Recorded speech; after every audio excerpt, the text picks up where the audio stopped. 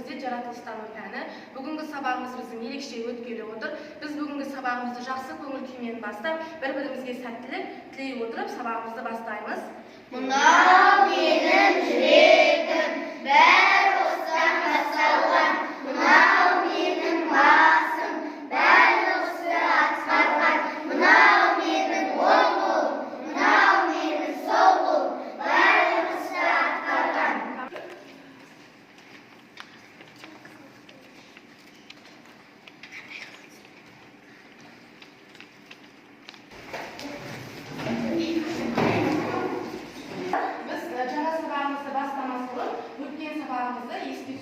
Үйге қандай тапсырма берді? Еркеназ?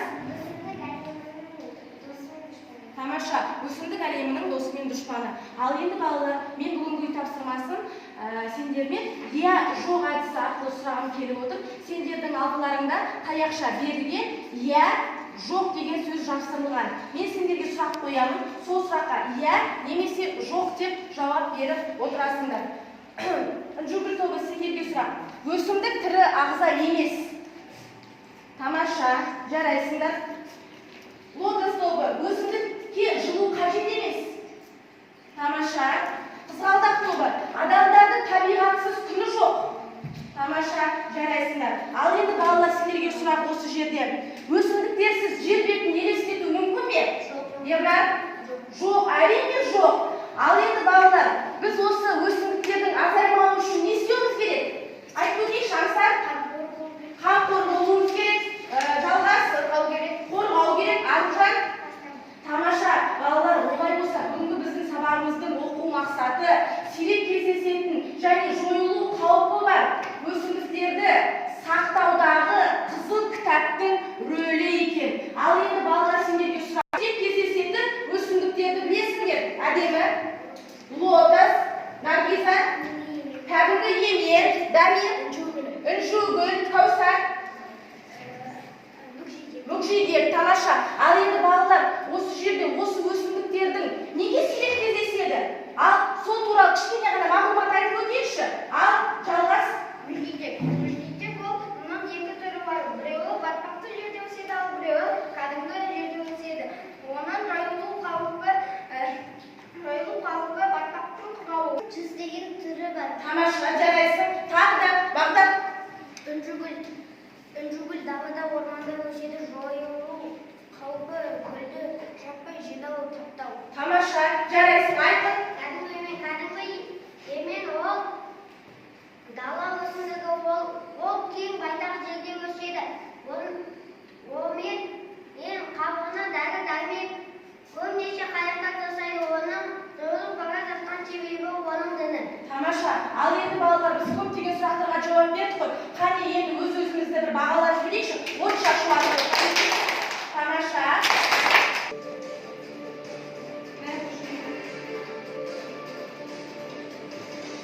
Біздің өзімізді қоршаған табиғаттың әдемілігі мен саналылығын күн сайын көруге бойымыз үйреніп кеткен. Ол жануарлар мен өсімдіктердің миллиондаған түрін тудырды. Дегенмен осылардың біразынан қауіп төніп тұр.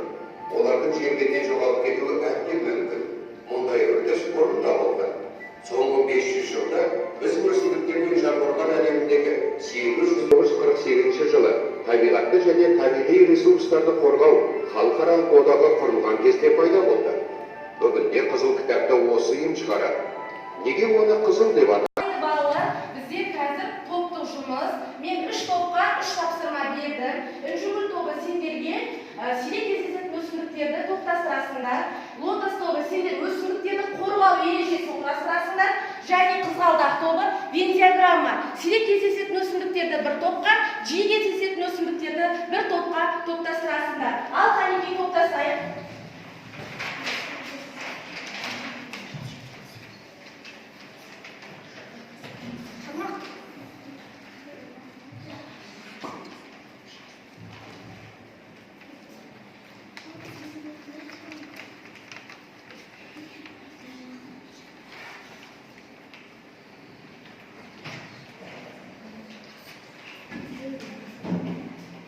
Тамаша, қызғалдақ тобы, жарайсыңдар.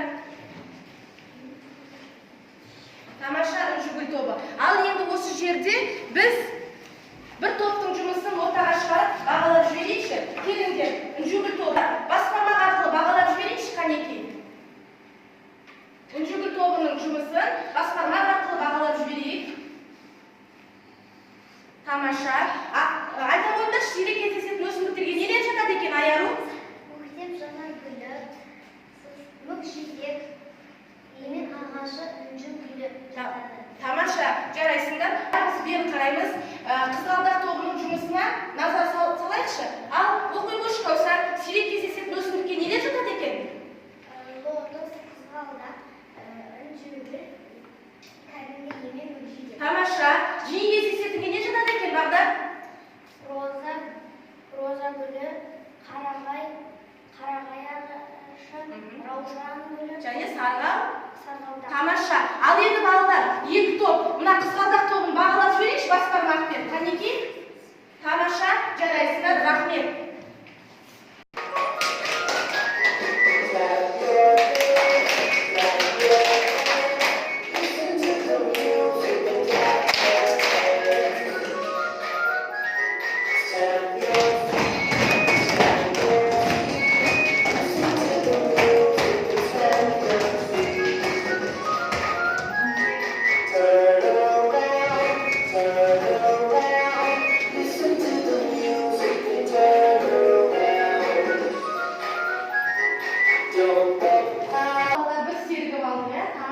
Олай болса, балалар біз өзіміздің жұмысымызды әрі қарай жалғастырамыз. Балалар қазір бізде жұптық жұмыс. Мен сендерге қазір табиғаттың шағын кітабы қағазын таратып шығамын. Ол жерге сендер не жазасыңдар? Ол жерге сендер табиғаттың шағын кітап дегенді білеміз ғой не екенін, иә?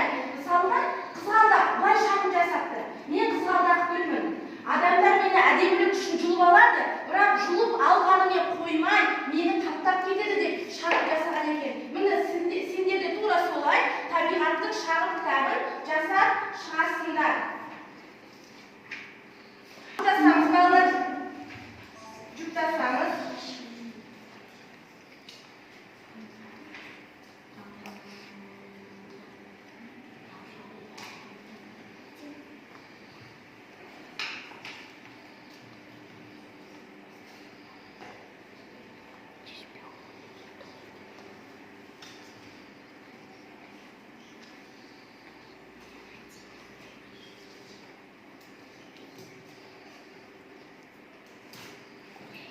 Жұптасып жұмысымызды жасадық. Енді мен қазір бүгінгі жұптасып жасаған жұмыстарымды бір жұпқа оқытып шығайын. Ал шорақлары жан оқиғыншы.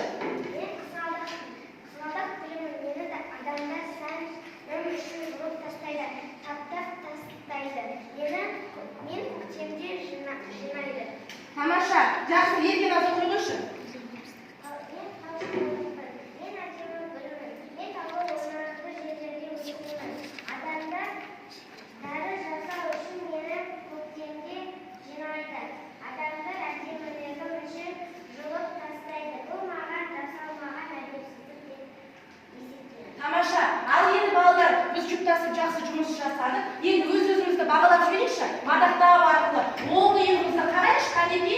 Мадақтап оң иығымызды қақшайықшы, оң иығымыз қайда? Тамаша, жарайсыңдар. Бүгін өте жақсы сабақ өттік деп білемін, иә? Ал енді бүгінгі сабақты біз қорыту үшін мен сендермен 40 жылдан ойынын ойнағым келіп отыр. Қазір сендерге ұжымдық жұмыс, жеке-жеке тест тапсырмаларын бердім. Сол тест тапсырмаларын оқып отыр, орындайсыңдар. 40 жылдан бітіреді екен. Ал бастаймыз, балалар.